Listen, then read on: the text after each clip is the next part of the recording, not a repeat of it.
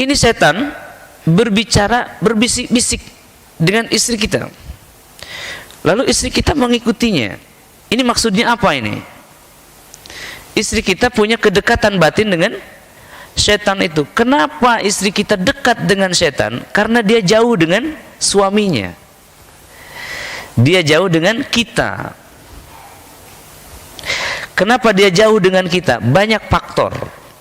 Masalah respect, masalah wibawa, masalah pengaruh, di mana harga diri kita di hadapan istri kita. Kalau istri kita menyepelekan kita, pasti dia mencari teman ngobrol. Ya mungkin drama Korea, ya mungkin tulisan-tulisannya, ya mungkin kawan-kawannya, mungkin juga setan tersebut berbisik-bisik dengan jin. Orang tidak bisa berbisik kecuali dekat. Kalau orang berteriak meskipun dekat, itu maknanya hatinya jauh.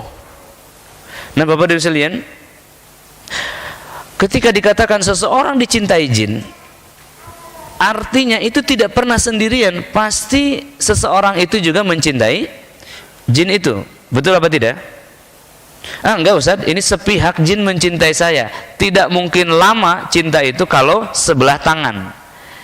Betul nggak? Bisa nggak bertepuk sebelah tangan? Bertepuk sebelah tangan, bisa nggak? Bunyi nggak? Nggak bisa. Kalau kita mencintai seseorang, lalu seseorang itu mencintai yang lain, bisa berapa lama itu? Bertahannya cinta itu? Tidak bisa lama. Maka ketika jin mengatakan aku mencintai dia, artinya orang tersebut juga sudah mencintai jin itu. Di mana Bapak Ibu sekalian letak barternya? Saya pernah bertanya langsung kepada jin ya, yang merasuki manusia. Dia mengatakan, Ustaz, saya mencintainya, saya menjaganya, saya akan mati untuknya. Bunuh saja saya. Bunuh saja saya tidak akan melepaskan dia karena saya mencintai dia. Ya, kecintaan yang luar biasa tuh. Lalu saya mengatakan, apa yang membuat kamu mencintai dia? Ya, karena saya suka kepada dia. Ya, apa yang kamu nikmati dari dia? Saya lalu berpikir mungkin dia akan menjawab, saya mengintipnya waktu dia mandi atau bagaimana. Ternyata tidak, Presiden. Jadi itu mengatakan anak ini tidak patuh pada ibunya dan dia patuh kepada saya. Oh, mengerikan. Jadi itu yang setan nikmati. Ketika anak ini durhaka kepada ibunya atas perintah dia, maka jin ini mengira bahwa wanita ini mencintai dia. Padahal wanita itu tidak mungkin mencintai setan. Apa yang dia cintai? Apa yang dia lakukan sehingga setan menganggap dia mencintainya? Yaitu kepatuhan. Presiden? Obedience, kepatuhan. Obey, ibadah, itu kepatuhan. Bentuk kita patuh kepada Allah karena kita butuh kepadanya. Betul nggak begitu? Kalau kita tidak patuh, artinya kita tidak butuh. Maka kebutuhan akan melahirkan kepatuhan. Itu yang disebut cinta. Cinta lahir karena butuh, kebutuhan yang akan melahirkan kepatuhan. Jadi ibu kalau lihat suaminya taat kepada ibu, itu artinya suami membutuhkan ibu dan dia mencintai ibu. Tapi kalau istri Anda pas sudah ingkar, artinya dia tidak membutuhkan cinta Anda lagi. Kenapa? Cintanya sudah berpaling ke lain hati. Kepada siapa? Kalau kepada setan, musibah. Pasti sakinah tidak akan pernah turun di rumahnya. Pasti ada perselisihan dan pertengkaran. Apa-apa yang kita nasihatkan pasti ditolak karena setan yang akan berbicara melalui lisannya. Itulah awal pertengkaran dan kehancuran. Perceraian adalah hal yang sangat disukai oleh iblis. Laknatullah alaihim. Ya, baik Bapak sekalian, ya. Kenapa jin bisa mencintai manusia? Karena ada kesamaan sifat. Sifat apa yang tadi saya sebutkan? Sifat ingkar. Ingkar. Setan itu sifatnya ingkar. Maka kalau seseorang ada sifat ingkar, itu sudah satu arah dengan setan. Urusannya nanti akhirnya adalah kekafiran. Kemudian ada amanah atau wasiat daripada leluhurnya, tolong jaga anak saya. Nah, dengan kalimat itu maka jin itu akan melindungi anak ini, menemaninya. Kalau jatuh dia bangunkan, dia halang. Ada kendaraan mau nobruk dia balikan, begitu ya. Ini adalah hodam-hodam pelindung yang diberikan leluhur kepada kita. Caranya gimana? Kadang dimandikan atau diberikan kalung waktu kecil. Ya.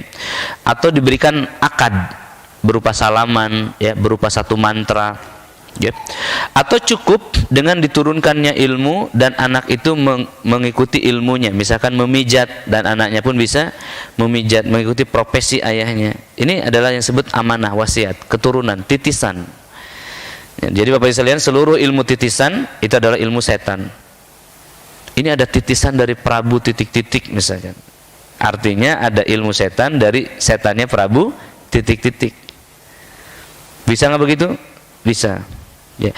Selanjutnya kelalaian manusia yang kemarin digambarkan, tidak pernah berdoa, berzikir, ya, tidak pernah memikirkan hal-hal itu, bahkan ketika mau hubungan badan ya hubungan saja, sudah ya sudah saja, ya, masuk kamar mandi, keluar kamar mandi, buka baju, pakai baju, makan ini dan itu tanpa ada doa, kelalaian, tidak ada ayat kursi, tidak ada zikir, maka itu adalah akan memunculkan setan. Coba pagi ini angkat tangan yang membaca zikir. Angkat tangan aja yang baca zikir. Apa saja, sedikit banyak. Ini sudah berzikir ya. Baik. Coba angkat tangan yang 10 tahun lalu pagi harinya tidak berzikir. 10 tahun lalu. 2010. Coba angkat tangan yang belum berzikir di 2010. Hari ini sudah berzikir. Terbayang nggak kalau 10 tahun tanpa zikir gimana akibatnya? Terbayang nggak? Terbayang nggak? Dari 2010 ke 2000 dari 1990 ke 2010 misalkan, selama 20 tahun tanpa zikir. Anda membayangkan sesuatu nggak? Sihir-sihir hilir mudik, betul? Setan-setan masuk, makanya lewat pohon nempel, lewat rumah kosong nempel, bahasanya ketempelan. Kenapa? Memang tidak ada di zikir.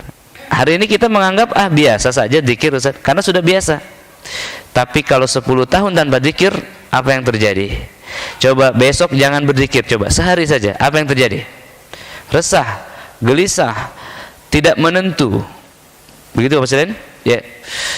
Ulama mengatakan zikir itu seperti sarapan di pagi hari. Ketika kita sarapan di pagi hari, maka jam 10 itu kita sudah masih kuat. Ya, jam 11 disambung duha misalkan, jam 12 duhur tersambung lagi energinya. Ya, disambung asyar, disambung maghrib, disambung isya, sempurna. Tapi kalau pagi tidak zikir, siang duhurnya jam 2, apa yang terjadi? Jiwa kita lemah, seperti kita tidak sarapan dan tidak makan siangnya terlambat. Gimana? Apa yang terjadi? Gemeter lutut kita, maka hati kita mudah gemetar. Nah, seperti itu yang dimaksudkan. Kalau itu berlalu berpuluh tahun, itu akan membuat setan masuk dan menguasai. Maksiat, jinna, durhaka, khusus kepada para wanita, ya, tentang hodam, tentang adanya keberadaan jin ini. Ada hewan khusus namanya kelabang atau lipan, tahu ya? Bentuknya panjang, kuning, banyak kukunya. Pernah menjumpai itu? Ya, jangan angkat tangan. Ya, baik. Ya, sekalian, ketika Anda menjumpai binatang itu, coba perhatikan di malam hari, di pagi hari saat sendirian. Jika di ruang pribadinya, di area pribadinya ada yang bergerak-gerak, itu setan itu. Jika di alam mimpinya ada laki-laki datang yang mengajak hubungan badan, setan yang dimaksud adalah setan yang sama. Jika Anda suka melakukan masturbasi, itu juga setan yang sama.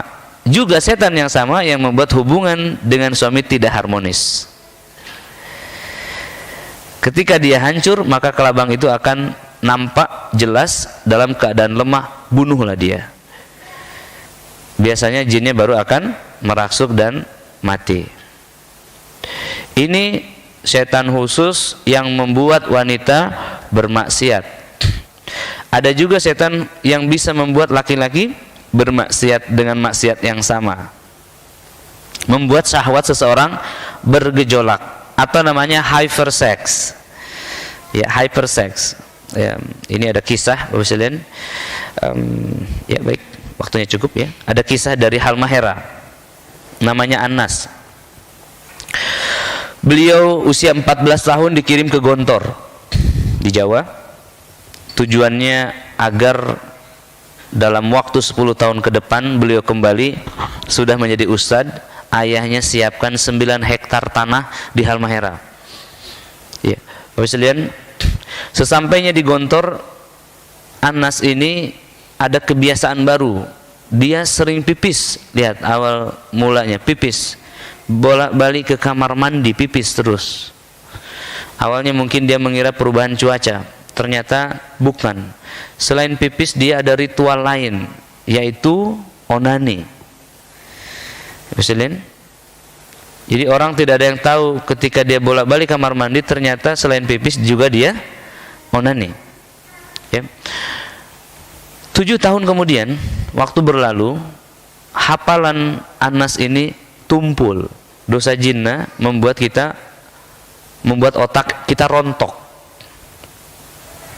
Bapak sekalian, maka kemudian dia di drop out dari Gontor dengan penyakitnya. Dia mengatakan, jazakallahu khair, orang lain sudah jadi ustadz, saya masih gitu-gitu aja. Akhirnya cita-cita beliau masih berlanjut, beliau pindah ke Lipia di Jakarta. 2 tahun kemudian dia pukul dosennya, berantem dengan dosennya, emosinya tidak stabil. Berapa Pak? 14 ditambah 7 berapa? 21 ditambah 2? 23. Lihat ya, timeline kehidupan Bapak. Usia 35, berarti berapa tahun kemudian? Ya, usia 35, dia ikut training seperti ini persis. Dan setelah selesai training, dia duduk di hadapan saya, dia berdiri di hadapan saya, dia mengatakan, "Ustadz, saya seorang penjina." Baik, apa yang bisa saya lakukan? Saya mau tobat, tolong saya bagaimana? Saya sudah letih. Itu kalimat yang diucapkan, gentleman. Ya. Lalu saya mengapresiasi keberanian dia dan saya mengatakan, nikahlah. 6 bulan kemudian, masih pada usia berapa? 35. Dia datang ke rumah rehab di pusat di Cibubur, terapi intensif, dan dia mengatakan, "Ustaz, saya sudah menikah dengan tim rehab hati." Alhamdulillah, saya bilang. Tapi kenapa datang ke sini kalau sudah menikah? Sana, jalan-jalan, bulan madu. Beliau bilang, istri saya menyuruh saya ke sini dulu sebelum mendatangi dia. Ada apa lagi? Beliau mengatakan, saya punya penyakit ejakulasi dini, Ustaz. Oh baiklah. Ejakulasi dini Bapak sekalian, lemah syahwat, impotens, itu gangguan setan. Ya, saya punya tips dan obatnya. Meskipun saya bukan tukang obat kuat, saya tahu akar masalahnya, insya Allah. Ya, Bapak sekalian. Kemudian proses terapi berlangsung. Hari kelima baru kemudian beliau reaksinya luar biasa. Beliau terbaring, kakinya meregang, lidahnya menjulur, matanya keluar sedikit ya, keluar sedikit maksudnya, tidak menonjol begitu ya. Tangannya memegang senjatanya dan digerak-gerakan seperti ayam sedang disembelih. Terbayangkan? Ya, subhanallah, saya bilang, ada apa ini? Saya rekam. Ada apa ini? Jinnya jawab, saya Maryam. Anas ini tubuhnya besar, tegap, rambut keriting, ya Halmahera Pak. Ya, tapi ngaku Maryam. Ini tidak mungkin jinnya. Saya bilang, dari mana Maryam? Beliau bilang, saya dari kerajaan diutus untuk menghancurkan hidup dia. Ya, jin dari timur Pak. Ya, bukan jin dari Sukabumi. Bukan jin Sundanis nih. Kerang-kerang kalau dari sana, bisa robek-robek baju kita kalau dari sana. Kalau jin dari Pulau Jawa cincai lah. Mereka sopan-sopan. Apa yang terjadi sekalian? Saya bangunkan dia dan saya mengatakan, Anas, ada apa? Kenapa dia mengatakan saya dikirim dari kerajaan untuk menghancurkan kamu? Iya Ustaz, ayah saya sudah tidak mengikuti tradisi kakek saya. Apa tradisinya? Melempar ayam ke danau, di sebuah danau di Halmahera. Ayam apa? Ayam putih. Untuk apa? Persembahan. Oh. Ayahnya berhenti dari kesyirikan, maka anaknya diganggu setan. Siapa? Kakek atau leluhurnya. Dengan gangguan apa? Misalnya, dengan gangguan apa? Gejolak syahwat yang menggelora sejak remaja, yang mengakibatkan dia melakukan dosa, yang merontokkan kecerdasannya. Beranjak dewasa punya pekerjaan, dia berzina. Kalau laki-laki sudah berzina, hancur tidak? Minimal sholat tidak khusyuk. Kalau sholat tidak khusyuk, selesailah, berantakan fase hidupnya.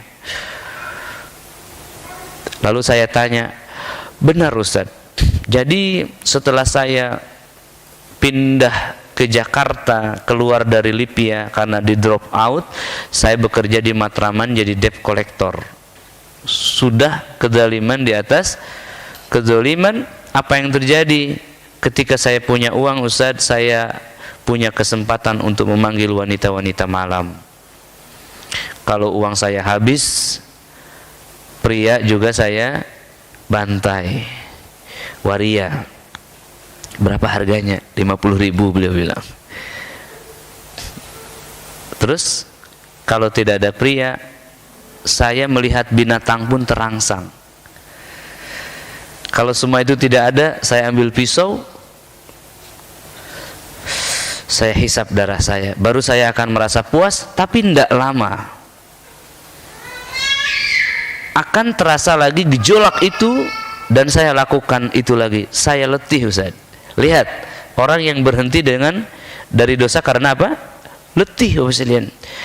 Dan dia tidak paham bahwa dirinya ada setan. Pertanyaan, statement pentingnya, lihat cara setan menghancurkan manusia. Dengan apa Pak? Dengan dosa. Kenapa dengan dosa manusia akan hancur? Kenapa?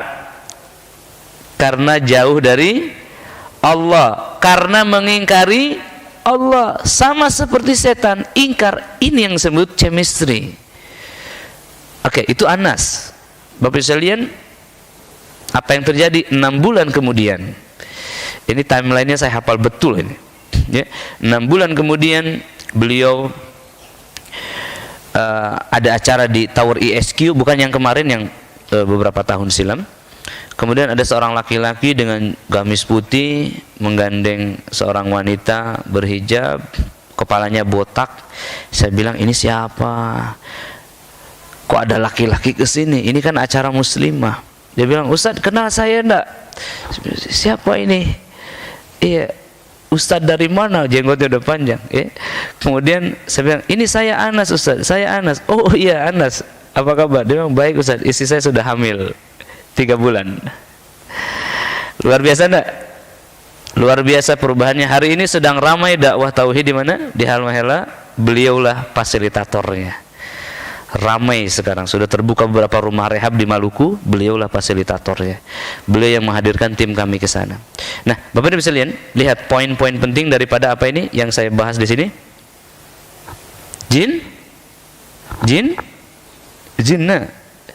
Jinnah ini berhubungan dengan syahwat, gejolak syahwat kemaluan. Syahwat ada 4. Ya, gejolak syahwat kemaluan, gejolak syahwat perut, ya, gejolak syahwat harta, dan gejolak syahwat kekuasaan.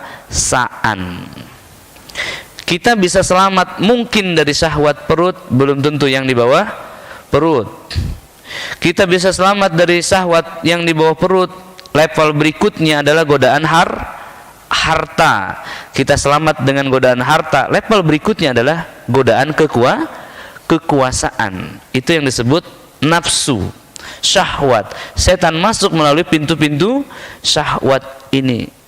Oh, saya mah enggak Ustaz, sudah nikah tapi saya senantiasa bertengkar dengan suami. Syahwat apa? Syahwat apa itu?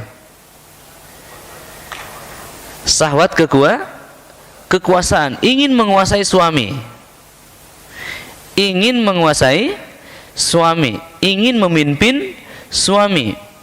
Padahal wanita tugasnya bukan memimpin suami, tetapi melahirkan pemimpin masa depan. Lihat bagaimana setan membalikan keadaan, menyelisihi. Ya, Bapak sekalian, kita bukan kemudian pulang ke rumah lalu bertengkar saling menyalahkan ya, tapi kemudian kita melihat karakter-karakter setan agar kita bisa mengalahkannya. Bapak sekalian, ya, durhaka itu bisa kepada ayah, bisa kepada ibu, atau kepada suami. Kalau seorang lelaki, durhakanya yang paling dekat kepada ayahnya. Lihat sekarang hubungan kita dengan ayah bagaimana? A baik, B biasa, C buruk. Mana Pak? Lihat dalam diri masing-masing. Ibu-ibu, kemungkinan ibu-ibu durhakanya kepada suami atau kepada ayah dan ibunya. Lihat hubungan kalian dengan suami. A baik, B biasa saja, C buruk. Lihat hubungan kita dengan orang tua. Untuk memastikannya, tanya mereka, Pa, Ma, apakah hari ini anakmu ini sudah membahagiakanmu? Apakah anakmu hari ini sudah membanggakanmu? Apakah engkau sudah puas dengan aku, Pa? Ma, pernah bertanya begitu enggak? Kalau jawabannya yes, kata ayahnya, surga terbuka. Ibu boleh bertanya kepada suaminya, Pak, apakah Papa sudah puas dengan Mama? Kalau kata suaminya, belum, maka itu warning. Perhatikan kembali ya perilaku, attitude kita, dan di situ setan bermain. Kalau jawabannya B, Ustaz, biasa-biasa saja, itu enggak benar. Yang benar harus baik. Maka itu adalah modal terbesar untuk apa? Mengalahkan siapa? Setan. Kecuali Anda sudah nyaman dengan setan itu, maka inilah yang disebut saling mencintai atau dicintai setan. Yang berikutnya, hamba Allah, cemburu. Kenapa jin itu mencintai manusia? Karena mereka cemburu, karena mereka hasad, ya, ingin menghancurkan manusia. Maka dibuatlah cinta yang semu, cinta yang palsu. Ya, seolah-olah dia mencintai kita, mendekati kita, padahal dia ingin menghancurkan. Ya, berikutnya adalah kepatuhan manusia. Manusia patuh kepada setan, kepada perintahnya, maka kemudian setan mengira dia mencintainya. Tidak mungkin setan bicara lalu manusia ikut kalau setannya muncul. Tetapi kalau dalam bentuk perasaan, wanita sulit menghindarinya karena dia mengira itu adalah perasaannya. Perasaannya telah dikuasai setan. Presiden? Ya, kemarin telah disebutkan tentang ikrar jin nasab. Saya ingin